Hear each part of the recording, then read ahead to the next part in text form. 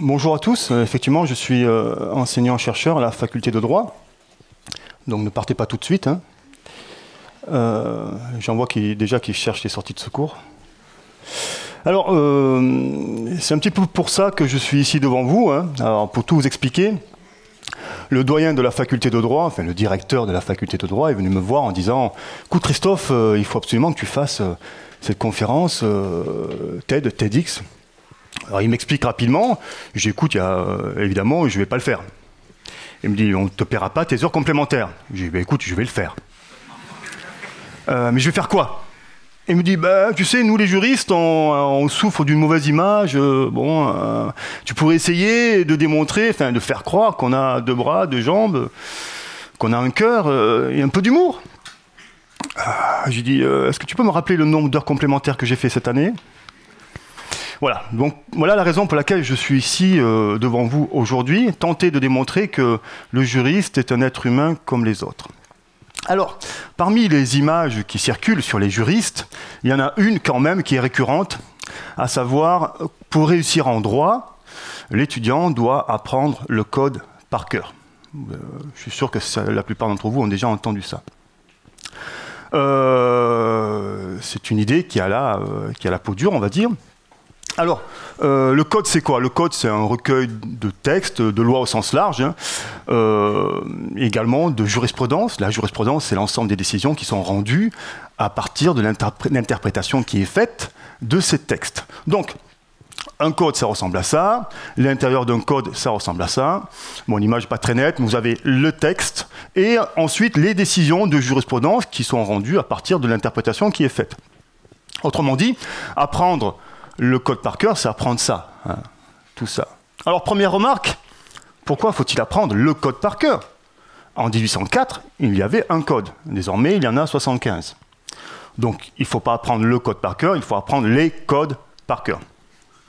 Alors, on va faire un petit calcul en prenant pour base de calcul une page par jour, ce qui permet déjà de faire un premier écrémage entre les étudiants d'origine humaine et ceux qui viennent d'ailleurs.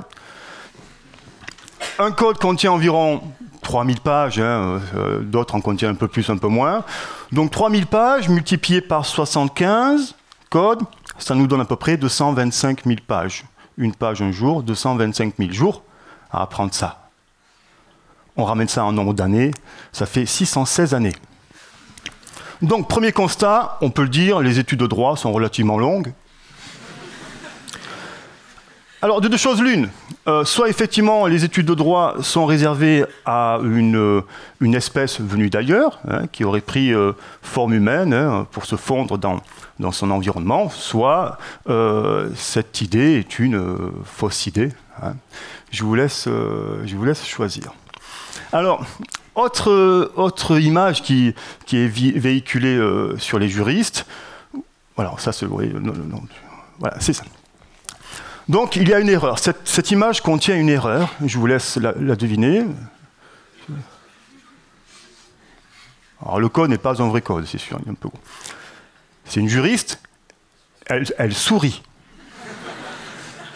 Elle sourit. Alors, évidemment, c'est choquant. Hein. Pourquoi? Parce que tout le monde sait que le juriste est quelqu'un d'extrêmement sérieux et qui ne sourit jamais. Ce qui nous fait dire, ce qui me permet d'affirmer que c'est un grossier montage ou que cette personne est une actrice.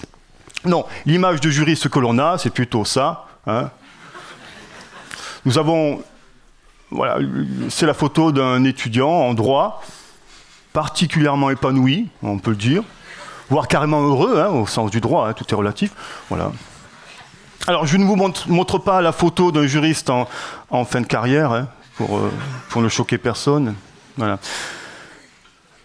Alors pourquoi le juriste ne sourit pas? Alors plusieurs hypothèses, ça s'affronte depuis plusieurs siècles déjà. Première hypothèse, on n'a pas le temps de rire. On doit se farcir quand même 75 codes en quelques années. Vous croyez qu'on a le temps de rire hein? Vous croyez qu'on a le temps de se raconter des blagues? Donc le juriste perd le rire. Il oublie de rire. D'ailleurs, les gens voient qu'il sourit, ça n'a aucun sens pour moi. C'est même un peu gênant. Si vous pouvez arrêter, s'il vous plaît.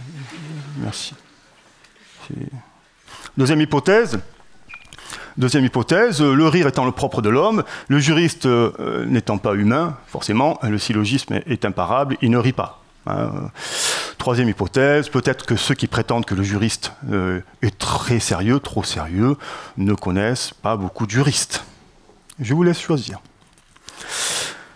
Autre constat, là c'est plutôt un constat, qui fait que les juristes sont considérés comme des êtres à part, c'est le langage juridique.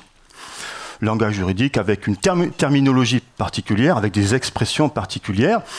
Alors, il est vrai que, je dois l'avouer, certains termes peuvent surprendre. Alors, nous, les juristes, on est les seuls à faire la distinction entre disposer et stipuler. En droit des successions, il faut savoir, on apprend la fente. En droit, pour récupérer de l'argent, on demande la grosse. Et en droit, on peut se vanter. La grosse, c'est un passant, on demandait de l'argent en demandant la grosse, ça n'a absolument rien d'illégal en soi, d'accord ? Ça ne renvoie pas à une activité illégale, c'est la copie d'une décision de justice. En droit, on peut se vanter d'être les seuls à utiliser un mot qui commence par nono, nonobstant, et à en comprendre le sens aussi. Et on aime bien également les locutions latines. On aime bien user, utiliser, abuser des locutions latines, alors même qu'on ne parle pas latin. Voilà. Les expressions aussi. Il y a pas mal d'expressions que l'on peut trouver, que l'on peut considérer comme étant bizarres en droit. Autant que faire se peut, soit dit en passant. Là, récemment, dans une discussion, un collègue a réussi à placer « en toute rectitude ». Personne n'a compris, mais on a tous applaudi. On était d'accord. Alors quand on mélange un peu tout ça, le résultat peut paraître un peu étrange, il faut l'avouer. Par exemple, si on souhaite demander la copie du jugement justement pour récupérer une créance, c'est comme ça que ça se passe, on peut formuler ça de la manière suivante. Serait-il possible, autant que faire se peut, afin de recouvrer la créance, d'aller chercher la grosse? En toute rectitude. Alors vous aurez remarqué qu'en toute rectitude, c'est le joker, on l'emploie un petit peu, vu qu'on ne connaît pas trop le sens, n'importe où, même vous, dans la vie de tous les jours, vous pouvez aller chercher le pain, bonjour, je voudrais 2 baguettes, 2 croissants, en toute rectitude, ça passera. Bref. Alors là, évidemment, vocabulaire, explication, est-ce qu'il y a une raison historique, sémantique, un véritable sens, à travers cette terminologie-là et ces expressions? Ou est-ce que c'est, on va dire, les reliques d'un langage venu d'ailleurs, peut-être? Je vous laisse choisir. Alors, autre idée reçue également, c'est pas une idée reçue, c'est un constat, le fait que les juristes s'habillent parfois bizarrement. Alors, j'imagine que vous avez en tête peut-être ça. Alors, forcément, c'est surprenant. Les amateurs de Game of Thrones auront remarqué le petit clin d'œil à la famille Stark. Alors, les juristes s'habillent également comme ça. Alors, il faut savoir qu'ici, on est en présence de ce que l'on appelle les robes de gens de justice. Ce sont des robes qui sont utilisées soit à l'occasion de cérémonies, soit lors d'une audience, comme la robe d'avocat. Mais il faut avouer quand même que la plupart du temps, les juristes n'ont pas une apparence cool, décontractée, il faut le dire. La plupart des juristes s'habillent quand même de manière assez stricte, sans véritable touche d'originalité. C'est la raison pour laquelle j'ai envie, moi, d'aujourd'hui, de casser un petit peu cette image et de vous montrer que le juriste est capable d'une touche d'originalité, ce qui me permettra, par la même occasion, de révéler peut-être la vraie nature des juristes que nous sommes.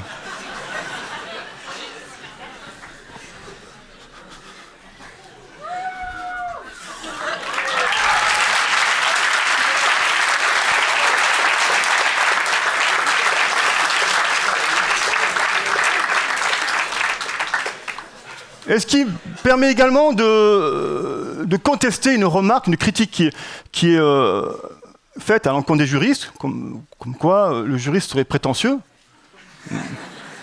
Nous ne sommes pas prétentieux. Nous avons véritablement pour mission de sauver le monde. Bon, en fait, je ne suis pas très à l'aise là. Ma carrière est foutue à partir d'aujourd'hui, je peux dire. Bref, alors je ne sais pas si je serais parvenu à démontrer que le juriste est un être humain comme les autres, mais je pense avoir prouvé que nous avions tout de même un peu d'humour. Merci.